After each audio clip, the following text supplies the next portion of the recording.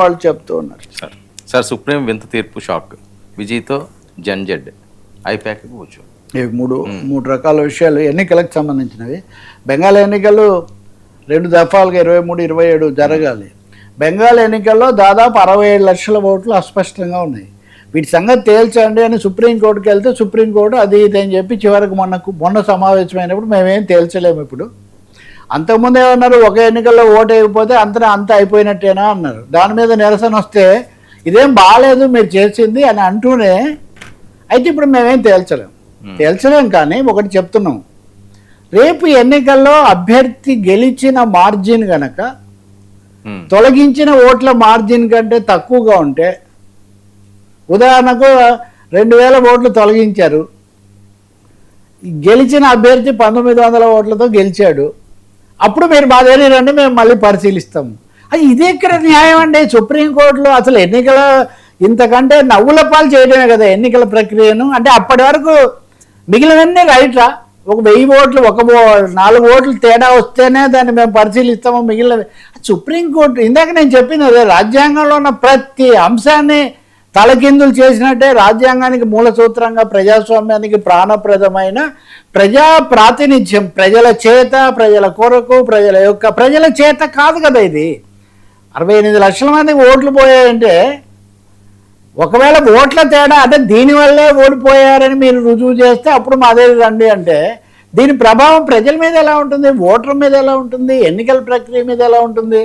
So బెంగాల్లో మిగతా వాళ్ళు కాదు కానీ అధీర్ రంజన్ చౌదరిని కాంగ్రెస్ వాళ్ళు మటుకు ఇది మీరు ఆ ఎన్నికలన్నా వాయిదా వేయండి, లేకపోతే సక్రమంగా ఉత్తర్వులు ఇవ్వండి, కానీ ఈ తేడా ఎక్కువగా ఉంటే అప్పుడు చూస్తాము అంటే ఇదేం న్యాయం అని చెప్పి వాళ్ళు ప్రశ్నిస్తున్నారు. నిజంగా దేశంలో ఇంకా అసలు ఎన్నికలు అనేవి ఓటర్లు తొలగింపు ఏమీ ప్రశ్న లేకుండా ఎన్నికల సంఘానికి నిరంకుశమైన ఏకపక్ష అధికారాలు ఇచ్చారు.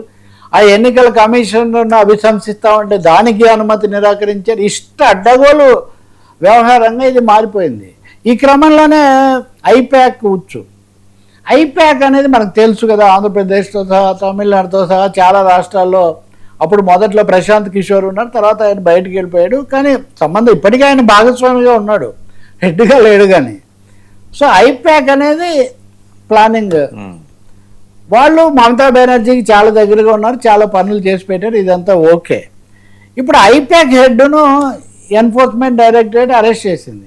ఏమి అంటే మీకు వాళ్ళు డబ్బులు పంపారు, ఇంకా చాలామంది డబ్బులు పంపారు, మీరు చాలా రాజకీయాలు చేశారు, మీరు చాలా అక్రమ వ్యవహారాలు నడిపారు అని వాళ్ళ మీద కేసు పెట్టారు.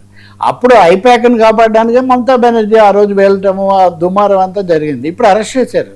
అంటే ఎన్నికలు జరుగుతుండగా ఇటువంటివి చేస్తుంటే ఎవరిని హడలు కొడుతున్నారు, ఎవరిని బెదరగొడుతున్నారు అనే ఒక పెద్ద ప్రశ్న ఎన్నికలు ఒక ఫార్స్గా మార్చివేయబడుతున్నాయి. బెంగాల్లో ఇది మరీ తీవ్ర స్థాయిలో జరుగుతుందని భావిస్తూ ఉన్నారు. Third point is Vijay.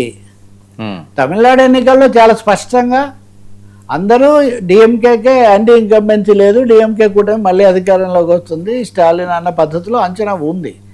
కానీ విజయ్ సంగతి ఏంటి, దళపతి విజయ్ ప్రభావం ఏంటి అంటే, తమిళనాడులో ఇప్పటివరకు పార్టీలు, సభలు, ఓట్లు ఇవన్నీ మహిళలు ప్రధానంగా వేస్తుండేవాళ్ళు. మహిళా శక్తి, నారీ శక్తి అభియాన్ అని మోదీ గారు పెట్టినట్టుగా నారీ శక్తి ప్రధానంగా ఉండేది.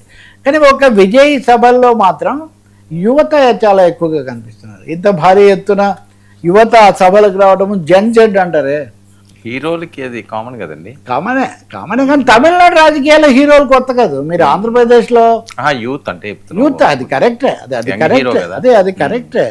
అది కరెక్టే కానీ వాళ్ళకి ఆ వరవడి కూడా ఉంది కదా. జయలలిత, అలా కెప్టెన్ విజయ్ కూడా కొన్నాళ్ళు ఉన్నాడు, ఎంజిఆర్ ఉన్నారు, సరే కమల్ హాసన్ అలా అవ్వలేదు, పెద్దవాడైపోయాడు అప్పటికే. కాబట్టి కొంత యూత్లో కొంత కొత్త తేవడం, దీంతో పాటు ఈ సమస్య కూడా దేశంలో చాలా పెరుగుతూ ఉంది. కాబట్టి ఇప్పుడంటే మనం నేపాల్లో, బంగ్లాదేశ్లో చాలా చోట్ల జెడ్ అది మీరు గమనిస్తే పవన్ కళ్యాణ్ తీసుకున్న మిగతా అంశాల్లో జెడ్ అనేది కూడా ఒకటి ఉంది. ఆయన ఒకప్పుడు రాహుల్ గాంధీ చేసినట్టుగా ఇప్పుడు జెడ్ వాళ్ళతో కూర్చోవటం, వాళ్ళతో మాట్లాడడం, వాళ్ళు అస్పష్టంగా అడుగుతారు. దాంట్లో ఒక అడ్వాంటేజ్ కూడా ఉంటుంది, వాళ్ళు రాజకీయాలు అన్నీ చూసుకుంటారు కదా, జనరల్ డౌట్స్. కానీ ఏదైనా విజయ్కి కొంత కాన్ఫిడెన్స్ అనేది అవకాశం అంత ఉంటుంది అనేది అయితే ఇప్పుడు తగ్గింది. కానీ యువతలో తెస్తున్న కదలిక మటుకు చాలా గమనించదగిందని పరిశీలకులు లేకపోతే చూసేవాళ్ళు చెప్తున్నారు. ఈసారి ఓడిపోతే నెక్స్ట్ ఏమవుతుంది అన్న ప్రశ్న కూడా ఉంది. ఆయన డెఫినెట్గా ఈసారి ఆయనకు అవకాశం ఉంటుందని ఎవరు అనుకోవట్లేదు, ఆయన అధికారంలోకి వస్తాడని. కానీ ఎన్ని సీట్లు తెచ్చుకుంటారు, రెండవది ఈ యూత్ ఇంత ఎక్కువగా వచ్చిన వాళ్ళని ఆయన ఎలా నిలబెట్టుకొని ఏం చేస్తాడు, అది కూడా ఏ ప్రభావం చూపిస్తుంది, అది ఆలోచిస్తున్నాం సార్. సార్ మోడీకి ట్రంప్ కాలు. మోడీకేమో ట్రంప్ ఫోన్